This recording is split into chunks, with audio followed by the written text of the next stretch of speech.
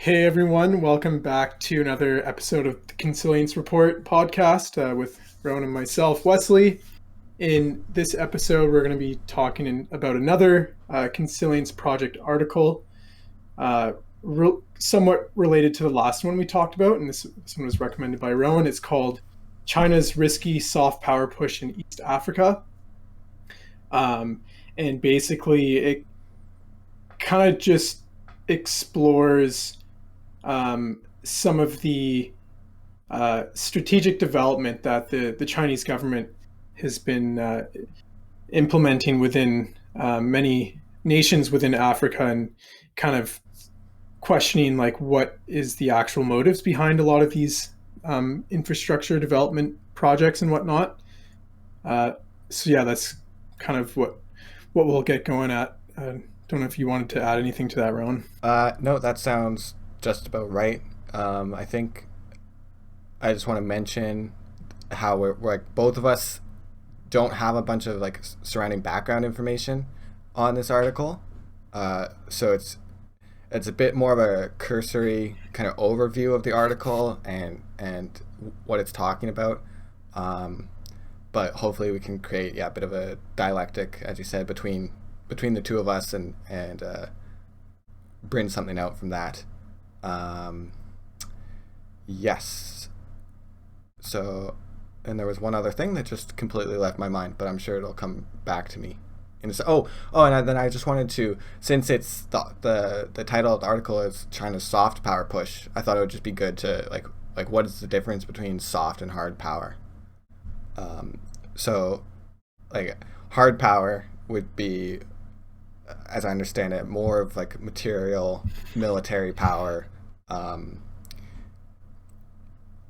more to deal with the physical, I think, whereas soft power is more cultural, business, investments, like, political or geopolitical sphere. So I guess it would just be good to just to distinguish that at the start right now. Yeah, no, totally. That's I'm glad you brought that up. I never even thought about clarifying that. Yeah, because it seems like the this article and some of the related pieces of content that I had uh, watched or read through just in preparation. Um, yeah, like when we're thinking about sort of geopolitical players and superpowers, um, I guess like superpower assertion of power and domination. I guess it's not just about military might and like military, um, I guess, Yeah. involvement. It can also a country can, and this article is making this quite clear, is the a country can sort of assert their power, their geopolitical power, through very strategic uh, economic and political involvements with other nations through just trade relationships. And there was actually this I don't remember the quote word for word, but I was watching a video about basically this topic, and it was something like there's two ways uh, a nation can like overpower another nation. You know, it can do that with a sword or through debt, or it's something along the lines where it's like, you know, you can use weapons to make people like subordinate to you, or you can use like strategic economic developments so that someone's in debt to you and they are kind of under your control. Yeah. Long term servitude, basically. Uh, yeah, that's I don't know the exact quote either, but I've definitely heard something like that before as well. And it actually reminds me of something quickly. It's just that I don't have the exact numbers, but the U.S. around the world has, and I don't have the exact numbers, but it's like I believe it's close to 1,000, it's like on the order of hundreds of military bases worldwide, and China has like less than 100 or something. And so I don't have the, but it when I heard this, it was like it goes against your or against my conception, where it was like, how many military bases do you think China has around the world? And you think like, oh, probably a lot, or like comparable to the U.S. But the U.S. just has like, yeah, I think it's like 800 something military bases around the world, and China is like 36, so something around there. And so that just kind of goes to show you how you can wage this warfare on different planes, not just physical, right? And a lot of it is, yeah, geopolitical, technological, like cyber warfare, right? Um, yeah, I think we're seeing a lot more of that in the 21st century, Hmm. which is more Yeah, soft power in a sense, right? yeah. It's like just because maybe the military hard power developments aren't as obvious or as frequent as they may have been in the past, it doesn't mean that the same kind of geopolitical domination oriented developments and competition between superpowers isn't happening. Mm-hmm. It's like happening more than ever before, just happening through different modalities, I suppose. Yeah, exactly. Yep. Okay, Um, great. That's probably a good way to preface yeah, everything, right? And yeah. do you want to maybe just go over a little bit, just the intro to the article? Um, Hmm. Yeah, yeah. so the article kind of starts off by explaining how um, since 2009, China has been Africa's largest trading partner, uh, and so they sort of at a high level explain how um, in the past few decades, especially in the past few decades, China has been investing in a lot of money into many nations in the African continent and developing like huge railroad systems and government buildings, parliament buildings, roads. Um, and so I think the first section of the article is kind of just, okay, there's this, clearly China has taken a big interest in Africa and they're doing all these things. And on the outside, especially the way Chinese media is portraying it, is it's all positive. It's all about cooperation and collaboration and mutual respect. And then this article is kind of making the case that it's not that simple. It's more subtle and nuanced than that, like understanding why, like the nature of these large scale geopolitical relationships. So yeah, they Yeah. No, that's all. That's that's all kind of perfect. Yeah, for sure. yeah. And yeah, exactly what you just touched on there. It's like a kind of competing narratives, right? Like there's in one sense, like a narrative like everyone is scrambling for Africa to try and like gain the control, and then versus what you just said, where it's like, oh, it's just a peaceful collaboration, win-win scenario. Every like that China might be putting forward. Um, I think one point I pulled out of it was that how China's strategy was different than kind of the more direct interventionism from Western models or strategies, and they were going more towards investment, um, which and we've seen like a lot of the kind of problems or pitfalls that can happen from directly going into countries. There's lots of examples of like how that breaks down and trying to set up democracies in countries and just places that hasn't worked very well. And I don't know if we have examples of exactly how China's strategy isn't working, but it's liable to different types of pitfalls. Mhm. One of Yeah, them well, that they, actually, yeah, yeah. well, I was just going to say that one of the pitfalls that this article like tries to make very clear is that there's no, um, despite all of these huge investments, and we're talking like hundreds of billions of dollars invested into different infrastructure projects. Um, there's been little research uh, on the actual impact these projects are having on the lives of people that live in these countries. Yeah. Um, so I mean that I guess that that's a, one pitfall that this article is bringing up is that just because you develop a bunch of infrastructure doesn't mean you actually increase the quality of life of the people in those countries.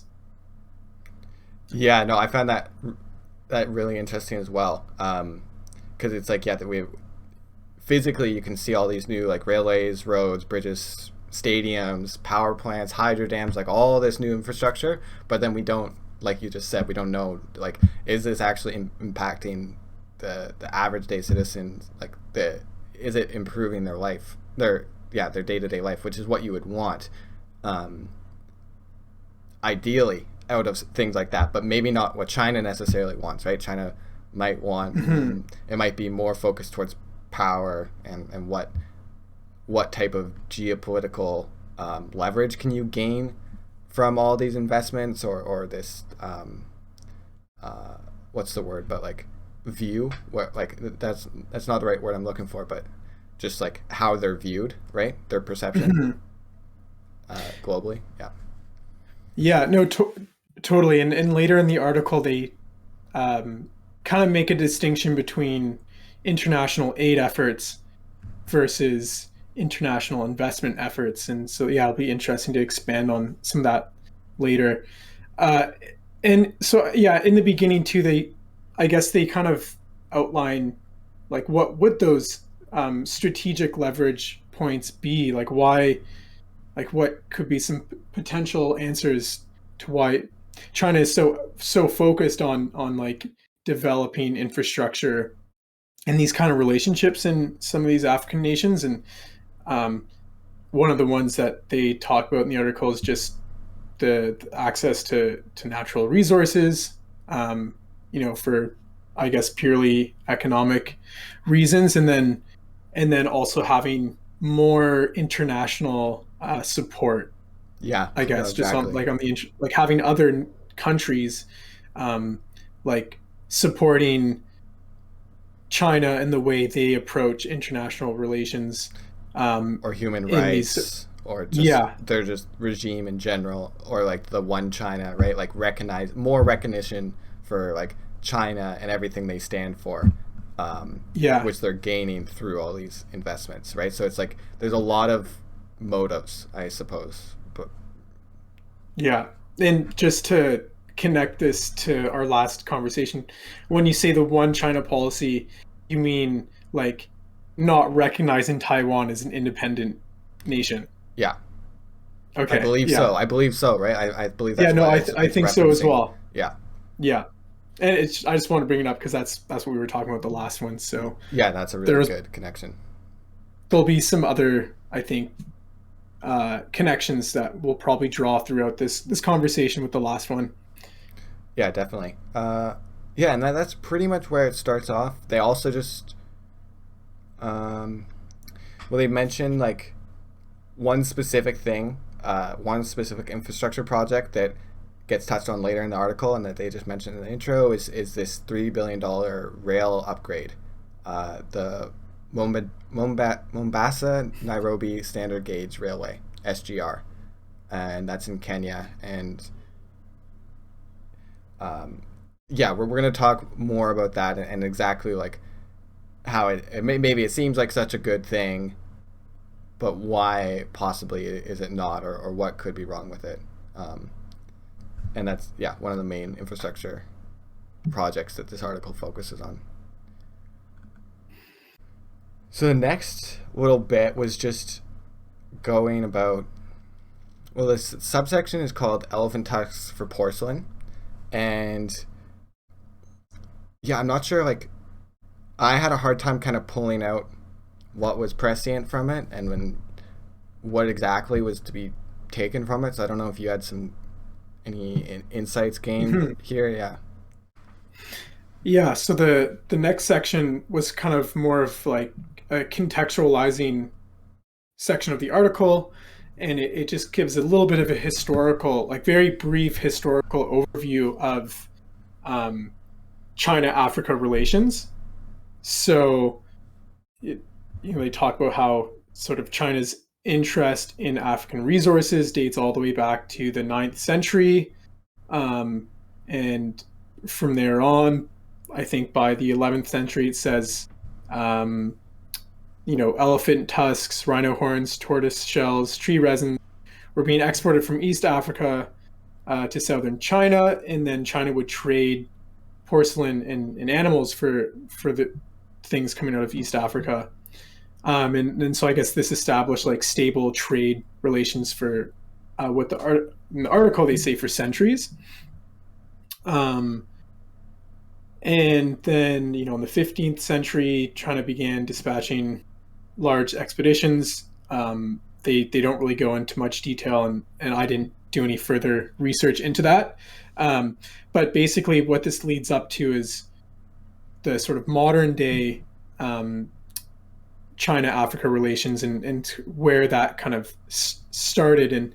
And in this article, they were just saying how China took a much more focused interest in Africa in when was it, like the 1960s, after and I'm gonna be honest, I don't know my history super well, so like bear with my Better than me. You're good. with my ignorance. But but yeah, so it was like around the 1960s when I guess the Chinese and the Soviet Union were kind of splitting up, because I guess they had some sort of allegiance before then, and then I guess there was increasing tension as to how both of those government systems were kind of interpreting and applying like communism. So there was some sort of fallout called the Sino-Soviet split, and that's kind of when, yeah, in the modern world, China took like a much more focused interest in Africa and its resources. I think for one of the main reasons was just to counter the Soviet expansion, like counter Russia's influence globally. Yeah, so I think that was kind of like, yeah, and then they kind of there was a few things about how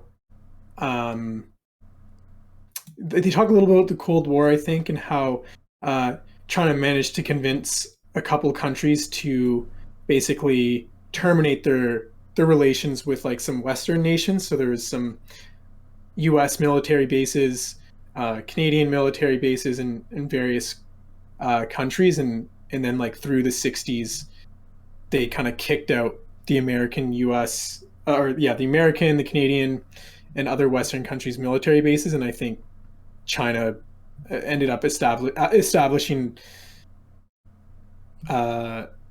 relationships with those countries instead. Okay, that's interesting. Yeah, just like you said, contextualizing it and giving it history, and then I guess we can see why, like some of the pressures that made China do that, and maybe what they gained from it, right? Like more control and more power in the area. I guess I had a question about like, what intrigued me is like, why do they call the section elephant tusks for porcelain? Do you think it's just an arbitrary, like I was trying to understand like what was the significance of naming the section that, or was it just a good header to overview the history a little bit? I think so. Yeah. Well, because the historical inception of the, I guess, like trade between China and Africa was like quite literally trading elephant tusks for porcelain. Okay. So I guess that's kind of why I think. But yeah, what I find interesting about this section is that it just leads into the next one really well. Like it gives a bit of a historical, contextualizing historical information, and yeah, I guess just because the next section is about different development models and different ways for developed nations to engage with developing nations, and I guess the influence that like different ideologies have on how those relationships operate. Right. So a bit of a setup then. Okay. Yeah, I think so. Okay, that makes sense. Yeah, the only thing I pulled out of it was just like that, like what you outlined there in more detail, just that it had a long history of interacting with African countries. But then it seemed like, I guess, like if you're going to have a trade, it's going to benefit both parties, but it seemed like a lot of the transactions tended to favor China. Um, and then at the very end of it, there was a section where it was saying China had received a lot of criticism from Western countries, saying that like a lot of their investment and interaction with these countries were supporting some of the most kind of abusive, brutal regimes in the world. Um, and and then China responds, or the quote where it's like, China maintains it conducts transactional relationships without conditions based on its principles of non-interference and respect for territorial integrity and sovereignty, which sounds really good, but to me that feels like it's missing a moral point in some respect. Like sure, you can say that and it's like, oh, we're just respecting sovereignty and territorial integrity, right? And we don't want to interfere or whatever, but it's like, if you actually look at it pragmatically, your investments are directly supporting this and this bad thing, or right? Mm-hmm. Yeah, exactly. It's like, um, I think the word sanction, right? When like a country basically cuts all like economic Yes. trades or relations with a country that they think are doing sort of crimes against humanity, Yeah. and by, I guess, having a policy of, was it non-interference, you're kind of just like circumventing that moral obligation to like, not support crimes against humanity. Yeah, exactly. um You're not taking a stance and saying this is good or this is bad, and yeah. Another interesting thing that I guess I'm just kind of realizing now too is that section. I think that section would be a lot more salient for both of us if, because I think a lot of important historical developments happened sort of like from the end of World War II until, like the Cold War and the end of the Cold War.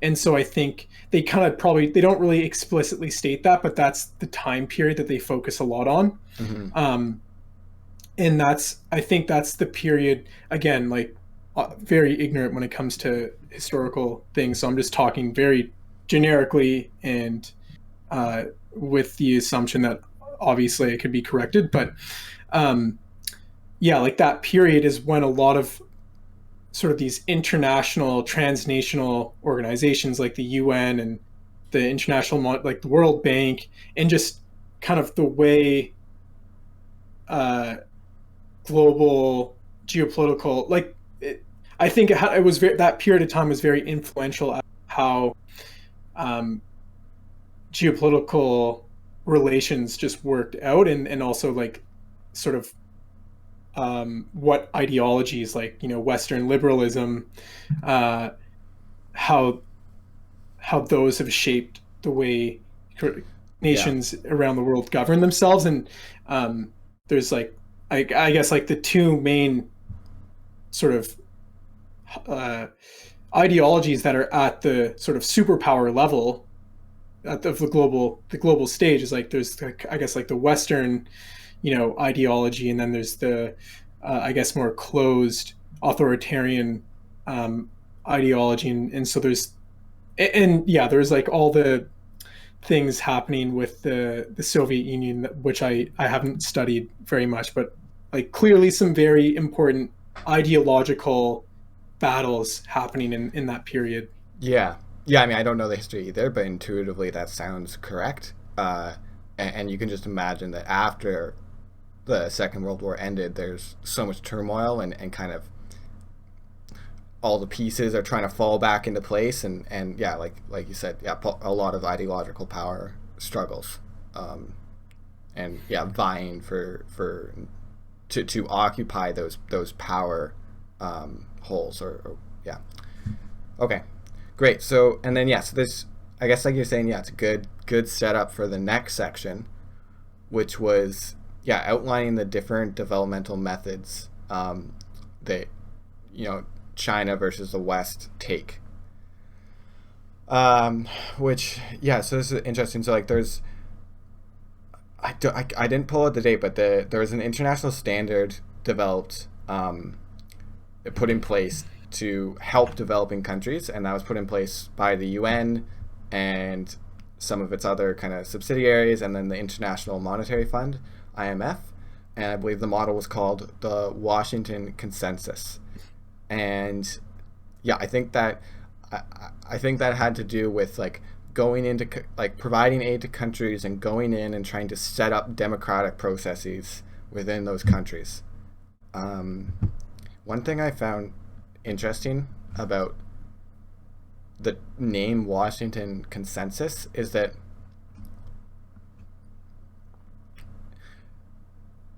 consensus, like I think that consensus is intrinsically linked to power,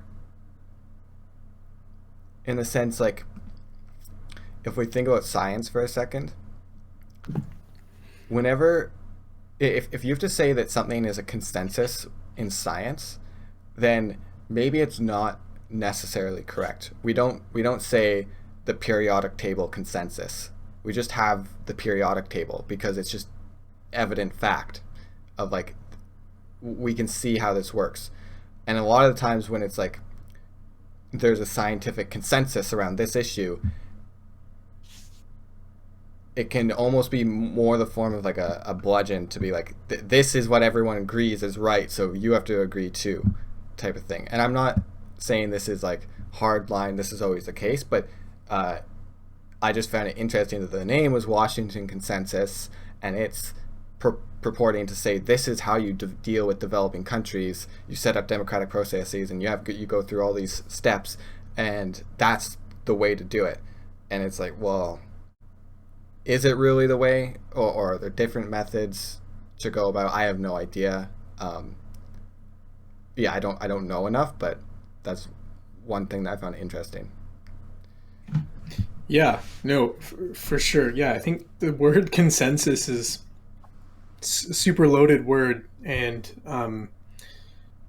maybe that'd be an interesting topic for like just talking about the notion itself. I don't know if we want to go down that rabbit hole or not. I don't know. I just thought I'd throw it out there because I just thought Okay. that it occurred to me when just I delving might, into this to the start of that section.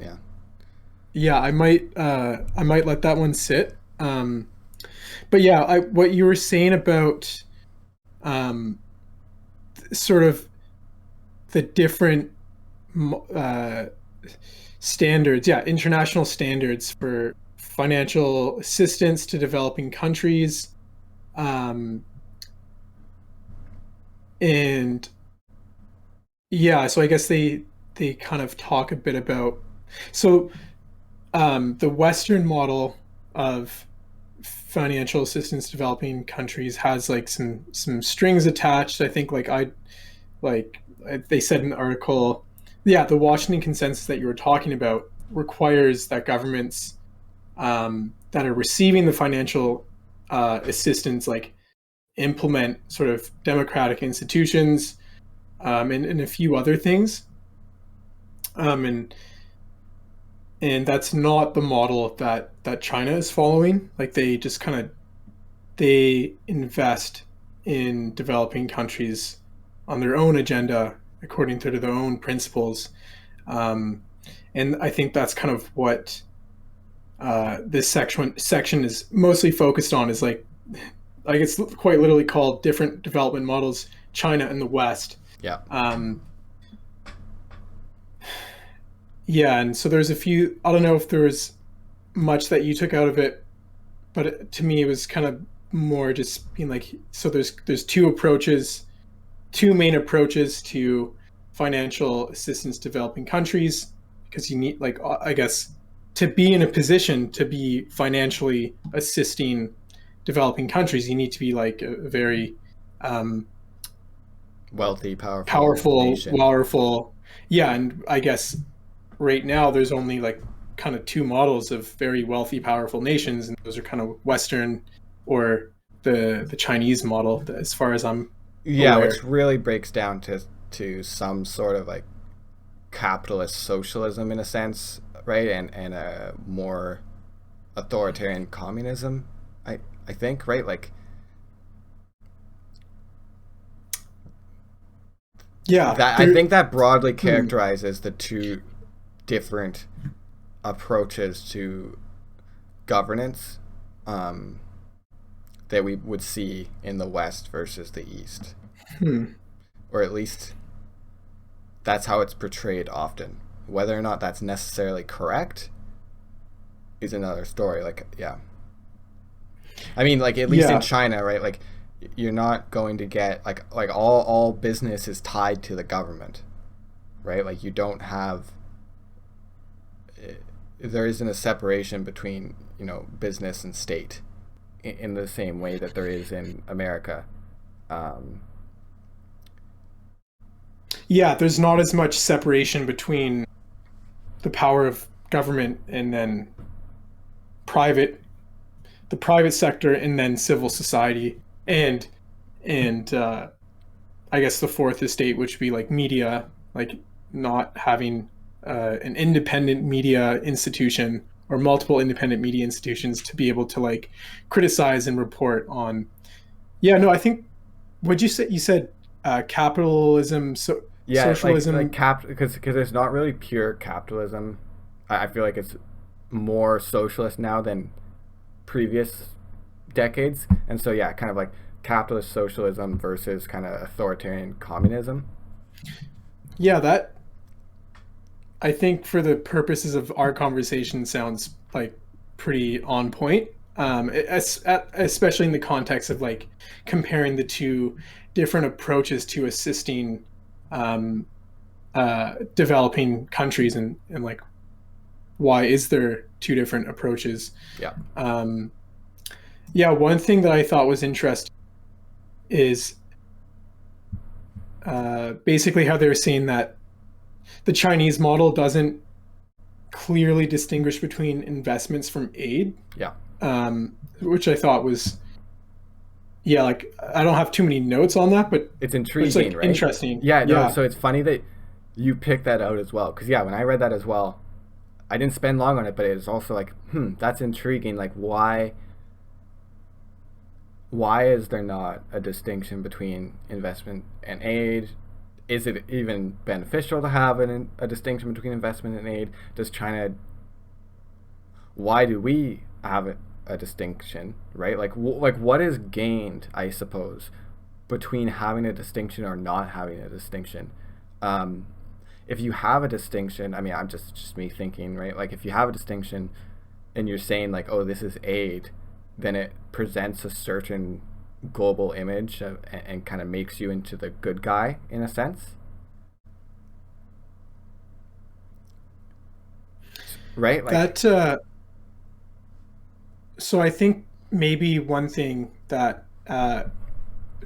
I guess maybe they're kind of implying it, what I'm seeing from some of the things they mentioned earlier in the article is uh, maybe aid would have more focus directed at measuring and doing research to the impact this aid is having on like quality of life and right, access to basic human needs, where investments, the metrics of success are maybe more focused on like return on investment in like purely economic markers of yeah, or the like, did efforts. this thing get built? Okay, good, success, right?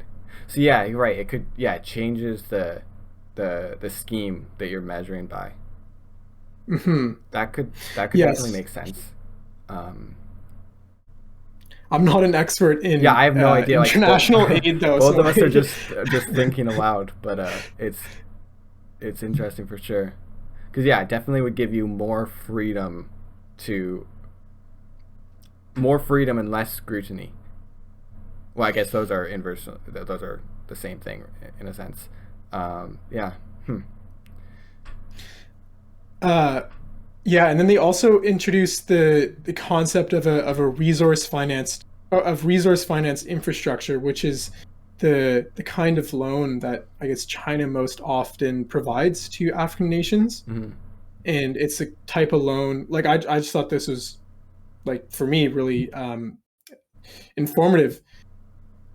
A loan where it's paid with commodity exports. So the resource financed infrastructure, that kind of loan to African nations, part of the repayment, or I guess part of the agreement in that contract is, like, you're not just repaying this with money, or I guess other forms of capital.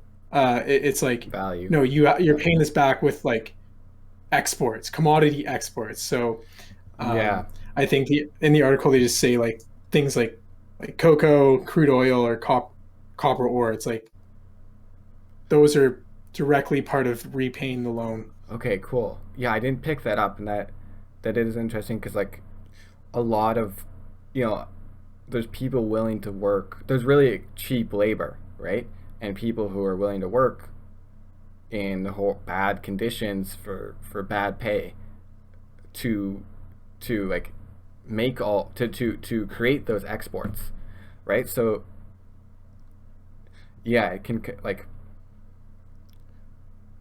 who is taking advantage to who, I guess is the question. But like just theoretically, like China invests in a country, and then the people running the country are like, oh well, we have access to a bunch of cheap labor in our country, like sure, we'll repay your loan in exports, and like look, it's so easy for us because our people are gonna work in these horrible conditions and for cheap labor. Just one way, I guess it could unfold.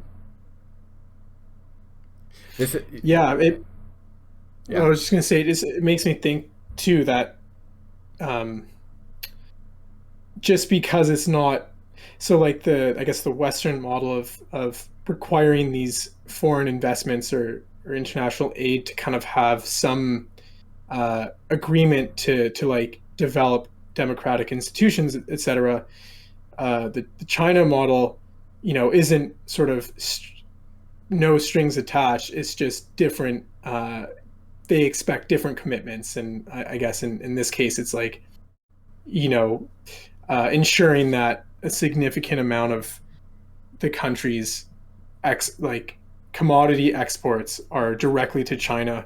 And yeah, it has nothing to do with the institutions or the ideology that's making it happen. It's just kind of like, it's just a different, yeah, it's a different approach, but there's still, like, significant And it goes back to strings. what you said at the start, right? Which is the conquering through a sword or through debt, right? Like that's the conquering through debt, right? Yeah.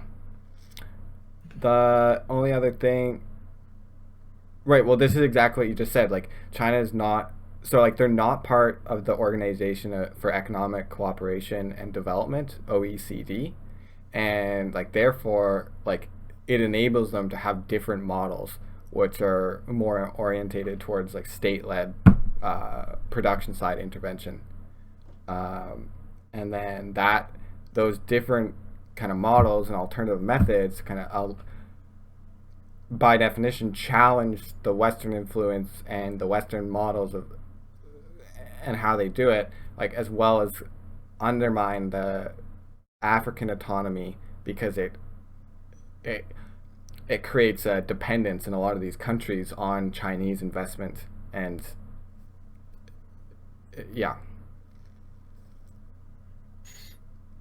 which doesn't seem like you just wouldn't want to live in a country that's dependent to another country, right? I don't like in Canada, it's not like we're dependent on another country necessarily. Maybe we're dependent on the US in terms of military power because it's like we don't have that strong of a military, right? We rely on being allies with the US, and that protects us because it's like if you attack Canada, then you're attacking the US basically. Um, but in terms of economics, we're pretty self-sufficient, I believe. This is where the ignorance is coming in and showing, Yeah, no, right? well, it's just making me like what's been really challenging for me reading this article and even the last one is um, just recognizing in myself how infrequently I think at the level of geopolitics, basically. Like I Hmm. just don't really put myself in that headspace and like think about nations and national interest and uh, economic relations and strategic infrastructure development. It's just like not really things that I'm thinking about too often. Global Um, incentives and yeah. yeah, but it's something I definitely want to continue to become more familiar thinking about, and that's why I think these conversations have been like for myself super valuable, and I would imagine for you as well, and hopefully for the listeners. Um, but yeah, just like it just seems to me very ignorant to ignore the realities of geopolitical forces when thinking about trying to like change humanity for the better. Yeah, at least for me, it's just like if like I would have a hard time taking some proposition or some pathway to like implementing solutions to navigate all of these different crises that we've talked about. If someone is not trying to tie in the reality of geopolitics, I probably just wouldn't take that person too seriously. Yeah, I mean, yeah, by definition, you're not factoring in like a massive variable into your equation, right? Uh, yeah, but it's really hard to it, it's really hard to start thinking about it because it just takes I think it's a bit of a slow process of the more time you spend thinking about it and the more kind of general information you accumulate over the years, that then it becomes easier and easier. I guess I'm likening it to just politics with me, where it's like when I was younger, it felt like to understand any politics was like you have no grounding and you have no idea of like what anything means, and like sure you can look up a news story and like whatever, but it doesn't really, there's no context, like there's nowhere to fit it into a frame of understanding. And now after like years and years and years of like taking in content and information and learning more and just assimilating all these different ideas into my brain, now I can more easily ingest political content or ideas or issues or what have you, and yeah, have a way of contextualizing it and understanding it. Uh, and I don't necessarily have that with geopolitical conversations or issues, just because the depth of knowledge I suppose that you need, like you need so much history combined with like um, current facts about what is going on and current knowledge. And yeah, I think history is really an important one. I think having a history of about how things have developed, like how, yeah, understanding how we've gotten to the point where we are now must give a really good basis to understand what is happening right now. Because to just jump into it and be like, oh, this is happening, this is happening, this is happening, and go like, oh, well, why is that happening? And you're kind of left stranded, like, why? I don't know. Um, Yeah, no, that's so true. There's a couple things I want to say to that, but they're a little bit of tangents. But one of them is I've been listening to this guy. His name's Dave Snowden, and he's developed this kind of framework for basically like a sense, like it's basically a sense making framework, he's and related it's to like Game B, decision. right?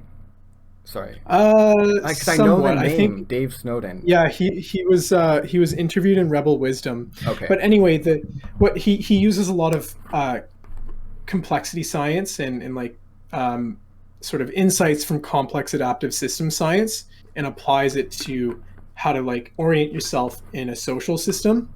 Um, and yeah, basically what I wanted to say is that complex adaptive systems, um, their current and future states are very much bounded by their past states because like that's how evolution works.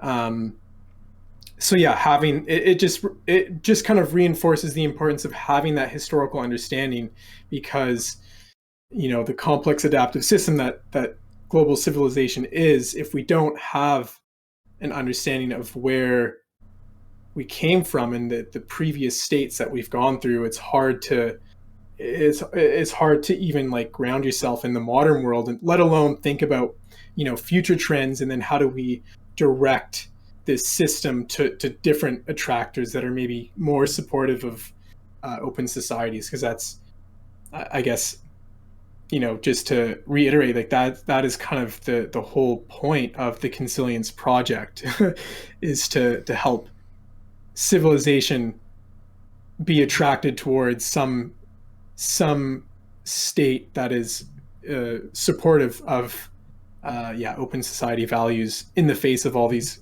crazy things that are happening at the moment. Yeah, and influence the current trajectory, right? Uh, yeah, that's so.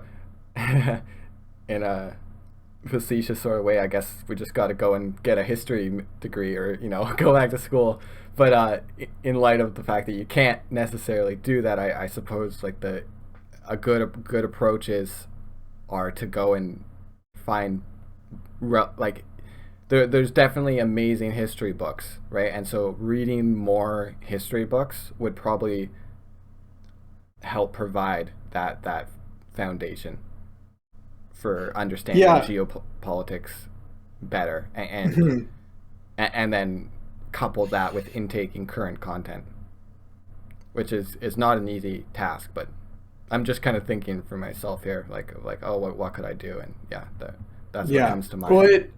it also relates to some ideas we've talked about previously in more of the, I guess, theoretical pieces where like the importance of epistemic humility and just committing yourself to lifelong learning. And that's totally how I think about like maybe right now at this point in my life at 24, diving super deep into history, might not be the most important, most interesting thing for me. But when I think about my entire lifespan, it's like, well, I definitely want to be continuously learning and broadening and deepening my understanding to ground my awareness in more historical context. So yeah, just I guess like very much is a great instance of why it's so important to like take the notion of epistemic humility like very much to heart. Absolutely, yeah. I love these parallels and connections you're pulling back in from different episodes, and yeah, like that's really good. I like that. All right, so should we get back to the article then? Yeah, Yeah. let's do it. So I think we were just kind of finishing like that. Those tangents just came out of us talking about the different developmental models between the West and the East, and the different approaches they're taking, and then that brought us into the complexity of geopolitics. But then, which honestly is right on cue with the next section, which is called complex geopolitics in the Horn of Africa. So, so Nice. I guess that fits quite well. Um, Yeah. yeah, I pulled out some broad overview points from this, and there was definitely some points in here that we're going to touch on that links back to our previous conversation with Taiwan. Um, so just one broad thing that I can say at the start is just that like with China having an increased interest in the Horn of Africa, that actually provides a lot of leverage to these countries that they can negotiate with and gain more from the US or different Western countries investing in them. So it's funny, like in a sense, it can help countries. This is some of the countries there in a way, because like if China is interested in a country, then that country could go and be like, go to the U.S. and go, oh, well, if you don't give us more, then we're going to go with China type of, right? Like it gives them leverage. Mm-hmm. Yeah, I was just wondering about that actually, because that was my initial interpretation of what they meant by leverage, and I think that's true. Um, I think there might be another way to interpret what they mean by them having leverage, and they kind of touch on it later in the section when they're talking about Taiwan. Like maybe it also means that these African nations are more capable of negotiating with Western states because simply for the reason that the Western states want to like be able to understand what China is doing. Like so just like maybe one of this is just me thinking out loud, basically.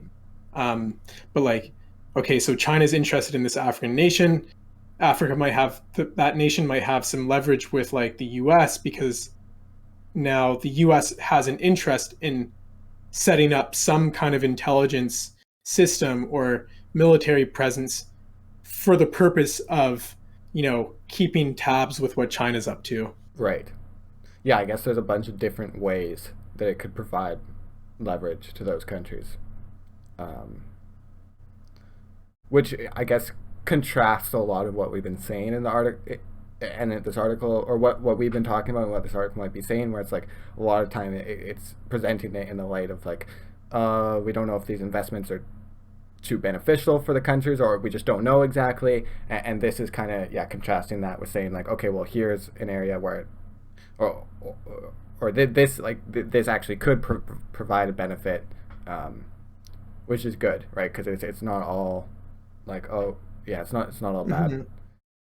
Yeah, and I think they do take a little bit of a turn in this section too, because they're not necessarily talking just about infrastructure projects anymore, but like the establishment of military presence. So I think, where is it, in Djibouti, in 2017. So Djibouti is like I guess a country in Africa that's along the Indian Ocean, I think. I don't know where it is, but let's go with that. But anyway, so they set up a military base there. And the French and the U.S. already had a military base there. And this is kind of where they lead into the talking about Taiwan. I don't know if we want to jump into that, or if you had something you want to say first. No, that's pretty much what comes up next. It's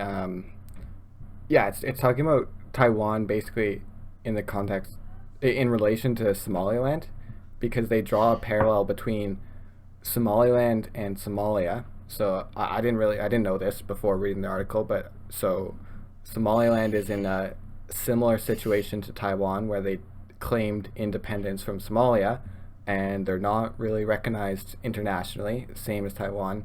And that happened, I believe, in a very similar time frame.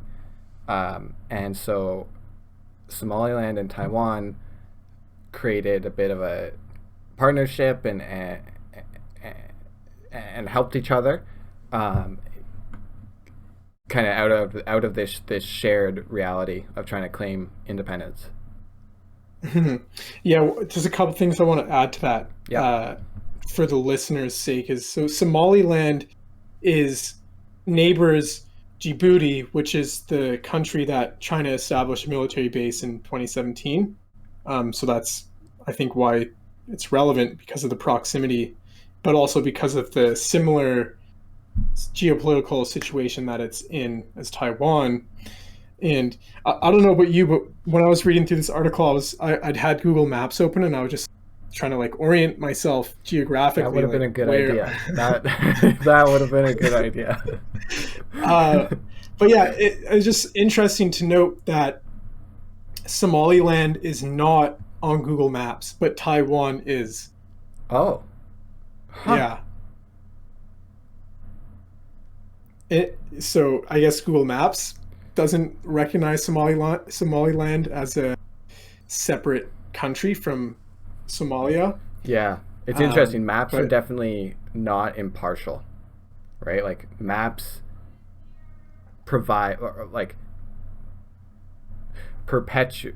No, I don't want to. I don't like the word perpetuate, but they yeah they they do. impose, They impose a maybe. certain view of the world. Yes, I like Yeah, impose. That's a good word. Yeah. totally. Yeah, it just like totally uh abstracts like away all the geopolitical nuances of borders and sovereignty and of geographic regions and stuff like that. Yeah, and yeah, it makes it all very Um, cut and clear. And here's a line, and here's a line, and yeah. when it's not necessarily like that, or there's lots of conflicting ideas about how it is.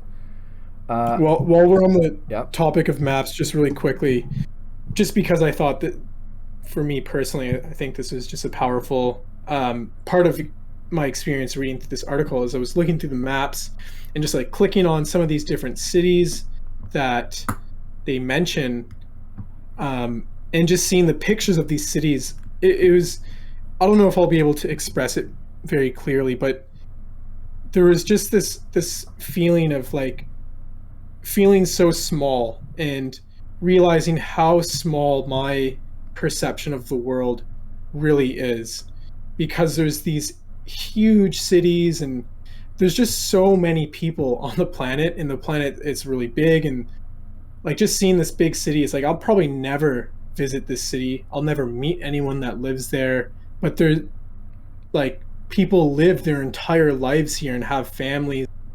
It's just yeah, like some Yeah. it was just really profound to like have that just I guess that sense of humility and being like wow like my perception of the world is like very narrow and incredibly privileged and I guess Google Maps helped me reflect on that while I was reading this article.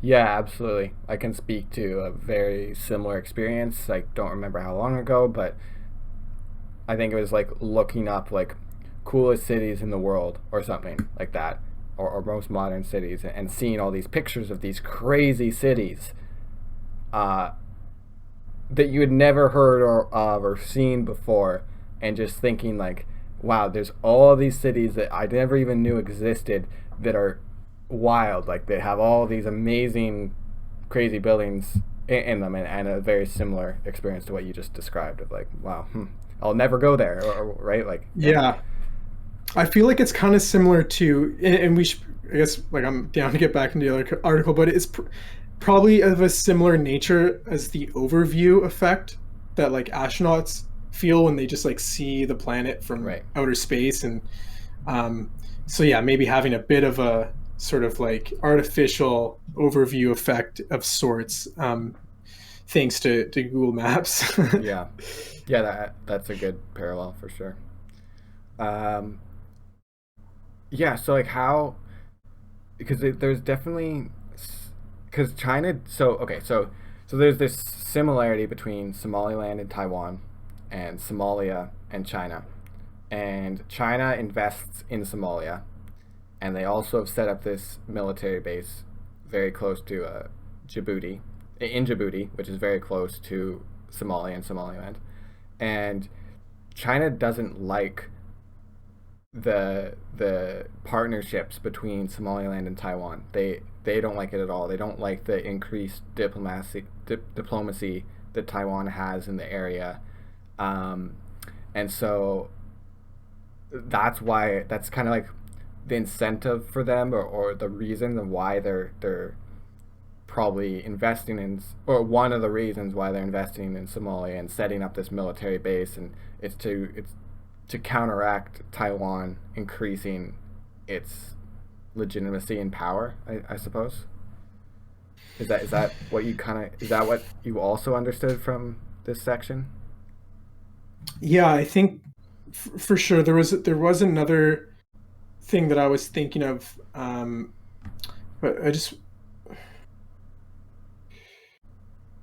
yeah, so I guess my other interpretation of this section too is there so there I guess just stepping back briefly is like this article is just very much expressing the multifaceted nature of geopolitical relationships. So the first sections we talked about the sort of economic infrastructural sort of strategic development happening. Now we're kind of shifting to maybe more military type presence, and more direct government to government diplomacy and stuff. But that's still related to the more like trade slash infrastructure side of things, because I think I don't think they said it explicitly, but I would assume that another reason why it was why China thought it was necessary to set up a military base here is because it was along the coast, and I would imagine there'd be a lot of sort of a big portion of the supply chain transportation network would probably be through the nearby waters. Um, Yeah. but yeah, I think my interpretation, without kind of internalizing much of like the fine details, is just the multifaceted nature of just geopolitical realities and how there's a lot to keep up with. Like governments are deploying their military and like setting up bases, um, and that's connected to, I guess, the success of potential trade networks. And I mean, it's all interconnected, and it's definitely a hyper object that's very hard to think about. Yeah, absolutely. Definitely a complex system, right? Yeah. Okay, great. There was one point, one little fact in this section um, that I just provides further context, I guess. It's just that Somaliland has the lowest life expectancy in the world at 53. So and that's due to, yeah, essentially like the civil war and the poor conditions and hygiene that results from that. So yeah, that just brings some context to the area. Yeah, I thought, just on that note too, I thought it was really interesting. So you mentioned that I can't remember if you said this directly, but so China doesn't like the fact that Taiwan and Somaliland have this diplomatic relationship. Mm-hmm. And in the article, they actually said that I think, yeah, China offered Somaliland infrastructure in exchange for cutting their relations with Taiwan, and they declined that. And so yeah, I guess it just further adds more context to, like, even though this is the country with the lowest life expectancy in the world, there's still, I guess, some form of strategic thinking happening. Well, yeah, because like, why did they decline that? Right? Like they declined that in part to keep the doors open for more U.S. investment, and yeah, to essentially keep the doors open for different countries to come in and help them, and probably, I'm guessing, out of some sort of solidarity with Taiwan, for Taiwan, I would imagine. But yes, it's definitely like, yeah, contrasting like the 53 age life expectancy with the fact that they decline potential aid, right? Like that can tell you something. I'm not sure exactly what, but it can, yeah, it points to something. Yeah, it to me, it just says that there's a lot of I guess strategic thinking at this level of this geopolitical level that I'm just so unfamiliar with. And uh, but it's just a very complex world, and there's very difficult trade-offs to be in factors to be considering. Mm-hmm. Yeah, I don't know. Maybe do we want to maybe try and start like sort of wrapping up a little bit, Yeah. there are two other sections. Yeah, for sure. Um, There's two other sections. Yeah. Yeah, two other sections, and then I was thinking just reading the last section because it's a really short yeah. excerpt there. Yeah. So this next section is China's soft power, and this is talking. It's just further talking about the different ways that China like how they're going about building or like enforcing this soft power in Africa. For example, whether it's like involvement with infrastructure development or particular communication networks or debt dependency.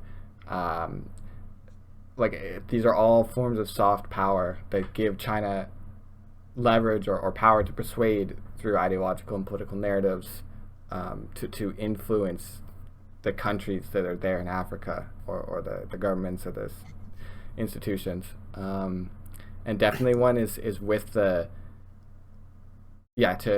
pick out the news networks. The China company Huawei partnered with Kenya's Safaricom, and they launched the first mobile newspaper in Kenya, and so that just gives a tremendous amount of control to China over narrative and presentation of what they're doing, right? You can frame China in a very positive light if you have access to all the news. And another not only that, but China trains the African journalists. That's what I was about to say. Yeah. Okay. Yeah. This section to me, I think this was the most insightful. But yeah, just to finish up that thread, China trains African journalists. They go to some university in China, and not only do they learn about just basic principles of journalists and how to be a journalist, but they also teach them Chinese ideology and history and about society and philosophy But I think I cut you off. So no, that was perfect. That's exactly what I was going to say. Was just that. I think it's the Chinese Ministry of Commerce trains postgraduate African journalists in China at the Communication University of China's African Communication Research Center and other universities. And then these African journalists' education in China includes this Chinese philosophy, society, and history. Mm-hmm. And then they're taking that back to these partnered news networks with Chinese companies in Kenya and writing about everything that they've learned. So it's just it's a clear form of narrative control and censorship, because you can censor any type of view or opinion that's going against China if you control all the journalists. Yeah. Well, not only is, and this is what I mean by this section being really insightful for me, not only is it a way to have the ability to censor information, but it also just speaks to the strategic development, the long-term strategic development that's happening. Kind of what I was saying earlier about how important it is to have that the sort of geopolitical lens and the historical context. What if we just ignore these developments? What is the world going to look like in 50 years? And it's kind of and this is something we've talked about before with maybe challenge. I can't remember which podcast, but just about how in the American system or even the Canadian, you're always going. The view is always to win the next 4 years. Win the next 4 years. You don't have these long-term viewpoints, and that has consequences of exactly what you're just talking about. And there's a relatively famous clip, I think, on YouTube of this I believe it's a former Russian KGB member, and he's talking about, like, he's explicitly saying what China is planning to do, and this is from like however many years ago, 20, 30, 40 years, I don't remember the date, but it, and just explicitly saying this is China's long-term plan, right? And this is Russia's long-term plan. And we're still ignoring that, right? Like, so it's like, it's not only if we ignore that, it's like we have been ignoring that, and these long-term plans, because like if we're already if it's already at the point in these African countries where there's journalists who have been trained, then that means that that's however 10, 20-year process that has already been going on, and that really speaks to that long-term view of like, okay, we're going to take people from these countries, we're going to bring them to our country, we're going to train them, and then we're going to send them back. Yeah, it's the necessity of long-term thinking is just more evident than ever. yeah. Yeah, well, it also it related to this section too that was just like really helped me kind of think about this more explicitly is like communications technology is it's like physical infrastructure that needs a ton of investment, a lot of construction, a lot of planning, because it's so easy to just forget and to think like the internet is this immaterial thing and it's just energy. And but it's like no, like we actually, there needs to be significant infrastructural developments and like long-term planning uh to like be able to use that technology. And not only that, it like the information technology infrastructure is incredibly influential into how societies, Yeah, like, I guess, no, express their values. for sure, and yeah, it's not just set up overnight. Like a lot of people are like, oh, you don't like how Facebook's running itself or Twitter's running itself, like go create a new Twitter, right? But it's not that easy to go create a new Twitter or a new Instagram, or it's not that easy to compete with Amazon web hosting services or what have you, right? Like, Mm. Yeah, it was. I was actually thinking about this, and we don't have to talk about this too much, but I just wanted to bring it up. Like, I was trying to think about how can I get better at reminding myself of the actual material impact of using the internet. Like, this conversation, that our computers are consuming electricity that has to be generated from some generation plant, and like it requires physical resources. the screens And required people to yeah, mine the resources that took countries all across the world to ship them together yeah, to a place to be manufactured and sent to us, and like, right, like, yes, it's not as easy as uh, shifting our economies to be less materially intensive is not just a matter of making everything digital. Like, there's a huge right, footprint of digital technology. yeah, um, and this kind of relates to another thought I had too, and I just wanted to bring it up. um, and it was just kind of what you were saying about, like, in Canada, when we think about, I guess, politics here, like, for me, it really is important to try and extend my awareness beyond the country I'm within, because um like, just say, for example, something like climate change. If I'm only thinking about Canada, and that is the limits of my awareness, even if Canada, and this probably isn't the best time to bring this up because the I really like difficult what you're about to say conversations. though, but I But think I yeah, know, like, yeah, even if Canada managed to be like carbon neutral, carbon negative, well, China is still developing all this infrastructure in Africa, destroying ecosystems and polluting, and if what I really care about is minimizing the effects of climate change and the amount of suffering that will cause. Well, if I'm not thinking about all this other shit that's happening around the world, it's just naive, basically. Yeah, this is I really like this because this is something you told me not too long ago, and I think it was like what Canada accounts for 2% of the world's carbon emissions. I believe was the statistic you told me. Yeah, maybe some, like, not a lot. Yeah, I Not think a that lot, sounds right? about. So it's like, okay, what if we make 100% improvement? Well, we've pushed the needle a tiny bit, like almost an insignificant amount. It's still a few basis points. Like it's significant, but like 100% improvement in Canada is not going to fix the problem. So it's like you really need to change your idea of like what is the problem and what are the methods to fixing it. Like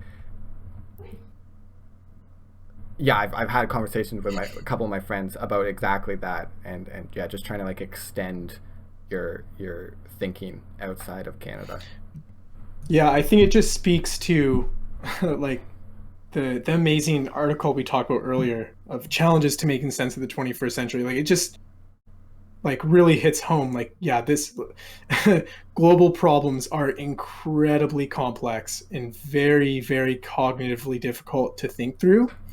Um, and yeah, so I mean, I guess I just wanted to bring that up because it was something kind of Yeah, no, it's some good some thoughts that I was thinking while I was reading through this as I was kind of getting that artificial overview effect and just being like, wow, the for sure. world's so much bigger than I think it is. Yeah, and just to keep us here for one more second, it's just that like the that the, the fact that like these global problems like if you're if you're not thinking in global terms, right, and you're not taking in the complexity of how hard this is, then the problems get simplified and the solutions that presented are not really solutions and they're more of distractions, which kind of be like, okay, everyone look over here while we keep doing everything, right? Like plastic or no more plastic bags in grocery stores. We've solved the problem. Oh, all the companies like in Canada that produce the majority of the waste still aren't changing. Okay, great, but we don't have plastic bags. Like Yeah, so. Anyways, yeah, yeah. We can't. The solutions need to be at the same level of complexity as the problem. yes, Otherwise, we're not going to solve them. yes, Basically, is kind of what I think you were getting at there. that's a perfect way of saying it. Absolutely. Okay, let's try and stay on track. I think it's good that we're not staying on track, but it's not necessarily a bad thing. It just is Yeah, lengthening the article, which is funny because I thought that this would exactly. be a short one. But Yeah, anyway, me too. okay. So I think we touched on most of the China's soft power. I Yeah, covered all the notes that I have for it. yeah. Next I section is the Belt and Road and infrastructure. Do you have anything you'd like to say here? not a ton, but I guess it's just interesting that they frame this it, just to show that this is part of a very big initiative, broad, long-term infrastructure, geopolitical, economic, military, every degree Hitting of home what we've talked about throughout yeah. this conversation. Um, Yeah. yeah, so I think that was kind of the big one for me in terms of kind of specifically about Belt and Road Initiative. I don't know if Yeah, I think they go like this is what I was alluding to at the start of this conversation, where they go more into the Mombasa Nairobi Railroad um, example in Kenya, and they use that as a specific example of Chinese investment in infrastructure, but we don't really know like how helpful it really is, even though it's purported to be such a great thing. Like it's, I just have here like it's an extremely expensive infrastructure for the Kenyan people, 28 times the cost of debt burdens, comparable to like infrastructure projects on taxpayers in Europe. And so like they're going to be paying it off for the next 30 to 40 years. Like, can you imagine that living in a country where the elites in your country make a deal with China, and now all of a sudden for the next 30 to 40 years, likely longer, because likely longer. Now you're indebted to it's just, yeah, that's crazy. Yeah, no, that's because that's kind of the note they end on. Is this really, you know, aid efforts to help bring people out of poverty and to improve the quality of life of these hundreds of millions of people that don't have access to many of the basic things we have access to here. um is it really about that, or is it about like elite geopolitical games? Yeah, And which so that's seems they kind likely. of, yeah, they kind of call that into question.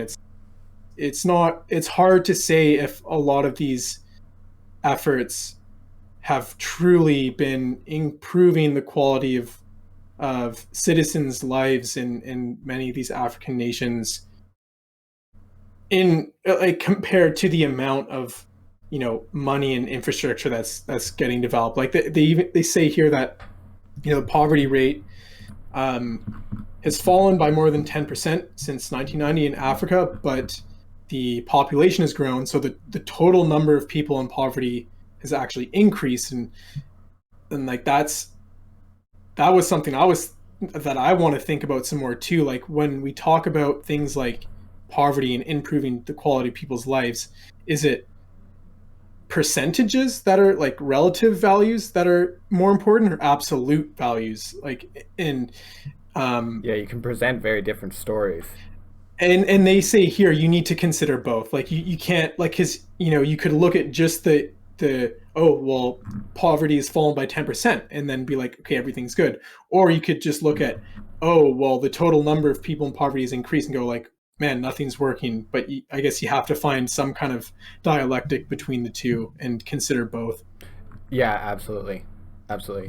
That's good. And okay, we're getting really close to the end there. That even what you just said is just from the paragraph we're about to read. I think the last thing I wanted to mention, just on the Belt and Road infrastructure, is just like uh, media outlets that aren't beholden to the Chinese government are, have like called it quote unquote a railroad to nowhere, um, which is just again hitting home the point of like how helpful really is this infrastructure to these people.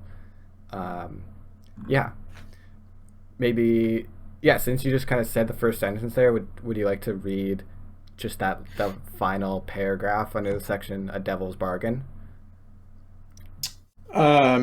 The whole paragraph, Yeah, I or was thinking just it's not too long, and that's how the article essentially ends. And do you want to read I can it? read it. Yeah, I can read it.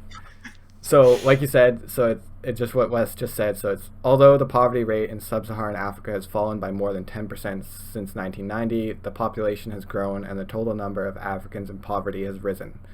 Since either one of those numbers without the other cannot be used to tell or can be used to tell a completely different story, they must instead be considered together.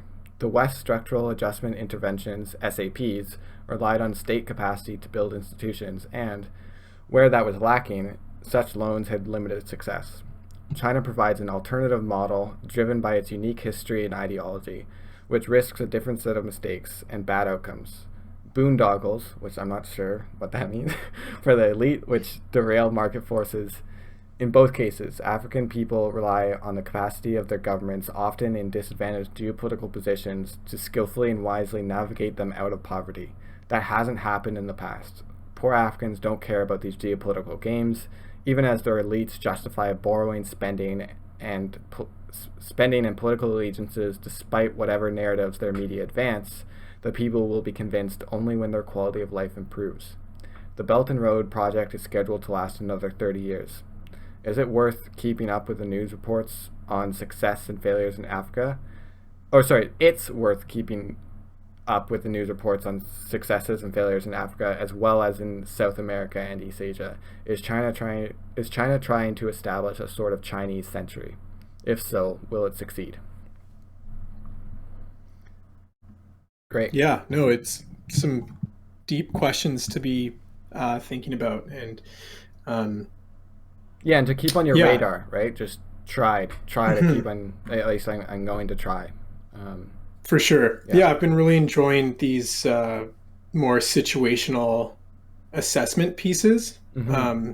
And I hope that people that are listening find it valuable to listen to two people that are not experts in geopolitics to try and engage in good faith discourse and like maybe do some sense making around it. Yeah, Because just trying to I think just parse yeah, the information, right? Like, sorry, I cut you off, exactly. but you said, I was just gonna say at the end of the day, like that's what I think is most important, and I think that's kind of what it's very clear from the Consilience project is, it's not about uh, the contents necessarily, but it's about like the capacities and the commitments that it can help develop within society. And so, that we're both trying to practice some of those like epistemic humility and good faith argumentation.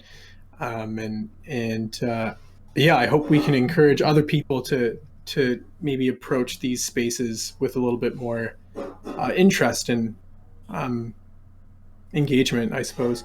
yeah, and hopefully go and read some of the articles that we're talking about, because they're well worth the read. And some of the last ones we've talked about are really relatively short articles compared to some of the others that they have that are Mhm. quite lengthy. Yeah. Yeah, and even like check out we won't go over it, but there's a bunch of questions that they have at the bottom of this article, just saying to think about, which Yeah. yeah, provide even more content. Cool. Awesome. Well, Yeah, yeah, I think that's a good place to end. me too. Yeah, another And good yeah, looking conversation. for totally. Yeah, this is great. Yeah, looking forward to the next one, and yeah, we'll see you in about a week. Bye, guys.